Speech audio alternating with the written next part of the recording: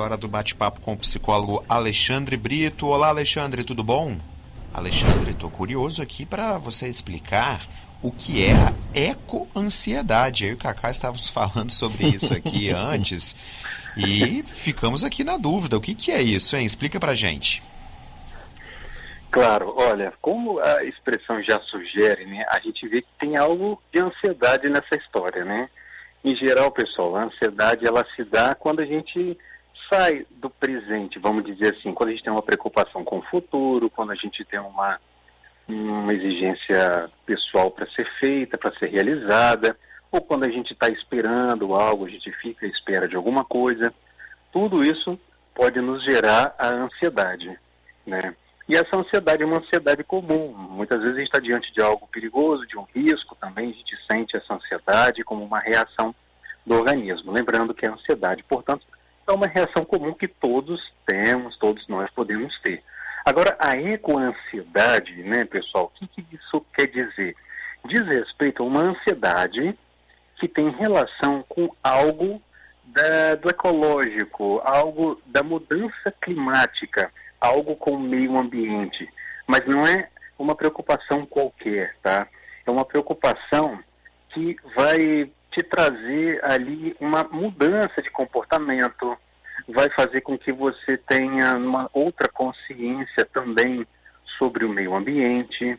É uma preocupação pro futuro, não só apenas vendo essas alterações climáticas ou alterações que estão acontecendo no mundo, algumas devastações ou coisas assim, né, que podem ali fazer algum prejuízo à natureza, mas é uma preocupação, ela é caracterizada, a ecoansiedade, por uma preocupação também com o futuro da humanidade, com o futuro do meio ambiente, com o futuro ecológico e com uma preocupação com as próximas gerações.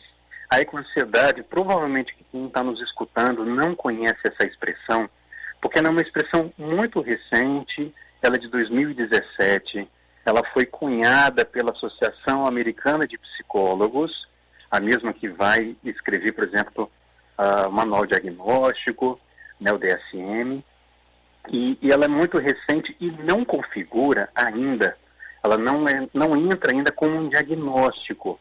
A ecoansiedade não é um diagnóstico, não é um transtorno, não é configurada dessa maneira ainda. Mas diante de alguns casos que a gente vem acompanhando, que vão se prejudicando, pessoas que vão tendo um medo crônico dessa questão ambiental, isso chamou a atenção de alguns cientistas, de alguns psicólogos, que esboçaram essa expressão. Se a gente pegar o pé da letra, o que é ecoansiedade, pessoal, o que a Associação Americana de Psicólogos descreve? Eu vou ler aqui para vocês, olha só. É o medo crônico de sofrer um cataclismo ambiental que ocorre ao observar o impacto aparentemente irrevogável das mudanças climáticas, gerando uma preocupação associada ao futuro de si mesmo e das próximas gerações. Então, pessoal, a ecoansiedade não necessariamente ela é ruim, ela desperta em nós uma consciência ambiental. Em geral, quem tem mais a questão da ecoansiedade é justamente quem já tem uma relação mais de responsabilidade com a questão sustentável, com a questão da natureza, com a questão do ambiente, e vai gerando ali, e pode gerar ali também casos mais extremos, que vão ultrapassando essa questão do cuidado, pode causar uma paralisação, a pessoa pode criar uma preocupação excessiva ao ponto de não sair de casa, ao ponto dela ficar ansiosa porque as outras pessoas não têm a mesma consciência ambiental que ela começa a pensar que o mundo só vai piorar daqui para frente, ela inclusive não quer ter filhos, por exemplo, porque o mundo já está ruim demais, então ela vai criando uma espécie de paralisação diante dessa ansiedade, e como eu disse, a priori não necessariamente é algo ruim, mas que pode ali trazer sofrimento diante dessas questões ambientais. Podem ser ambientais tanto para o mundo quanto uma questão regional. Você vê que falta um saneamento básico, você vê que falta uma água filtrada, você vê que falta cuidados com a sua região também. E um traço, pessoal, muito comum da ecoansiedade é a falta de esperança. A ecoansiedade ela é muito marcada por essa questão desesperançosa diante do futuro, diante das próximas gerações, diante da relação do homem com o mundo, ou seja, acredita que é uma relação destrutiva, e isso vai gerando ali cada vez mais preocupação, adoecimento, e a pessoa às vezes vai tendo uma mudança de comportamento, que às vezes ela começa até mesmo a se isolar por causa dessa situação. Então, uma apresentação maior da ecoansiedade, né, mais geral, seria um pouco isso para a gente conversar. Alexandre, o diagnóstico da ansiedade, ele é algo que a pessoa, olhando para si própria, consegue definir de uma maneira clara? Você está falando aí de uma ansiedade mais específica, né? Nesse caso, a ecoansiedade. Mas, eventualmente, os sintomas podem ser iguais aos de outros tipos de ansiedade? Como é que a pessoa chega e fala, opa, eu acho que eu estou entrando nesse quadro de ansiedade? O que você apontaria para a pessoa para que ela redobrasse os seus cuidados e a sua atenção caso ela venha sentir algo? Em geral, Cacá, quando a gente começa a se preocupar mais com a ansiedade, a gente precisa ali de envolver um profissional e um diagnóstico mais criterioso, é quando a ansiedade ela se torna um quadro crônico. O que é crônico, pessoal? Crônico é aquilo que permanece ao longo do tempo, né? Aquilo que não é agudo. O agudo é, por exemplo, você pisa no prego, você vai ter uma dor, essa dor é aguda, ela não vai se prolongar. Se ela se prolonga, aí você vai ficar preocupado. Então, seria um pouco isso. Então, a ansiedade, nesses casos mais crônicos, de uma permanência no tempo, é um primeiro sinal que a gente tem que ficar alerta. O segundo sinal que a gente fica alerta é quando começa a trazer prejuízos para a vida da pessoa, trazer paralisações, prejuízos para o trabalho, prejuízos para o sono, prejuízo para estudar, porque a ansiedade tira a sua atenção, se fica desatento, começa a trazer prejuízos para a vida social e produtiva. A pessoa acaba ali não conseguindo criar e ela fica sempre paralisada por causa da ansiedade. E, em terceiro lugar, para a gente ficar atento e procurar um profissional de saúde, um profissional da psicologia, Cacá, é também quando você não tem uma ligação da ansiedade com algo específico. Então, por exemplo, a ecoansiedade é uma ansiedade que você tem uma definição em relação à causa da ansiedade, o que te deixa ansioso, o que te tira do lugar, o que te preocupa. Né? Você pode ter uma ansiedade porque você está esperando uma encomenda, esperando o resultado de uma prova, você pode ficar ansioso porque você ali reprovou, você pode ficar ansioso diante de uma situação específica, e isso não é algo, pessoal, enquanto patológico. Isso é parte da existência, parte da vida. O corpo sente mesmo, não temos que negar. Mas, quando você entra em um quadro de ansiedade, que você não sabe muito bem por que você se sente assim, a causa se perde, mas a ansiedade não. Então, esses três elementos, a duração no tempo, essa questão crônica, né?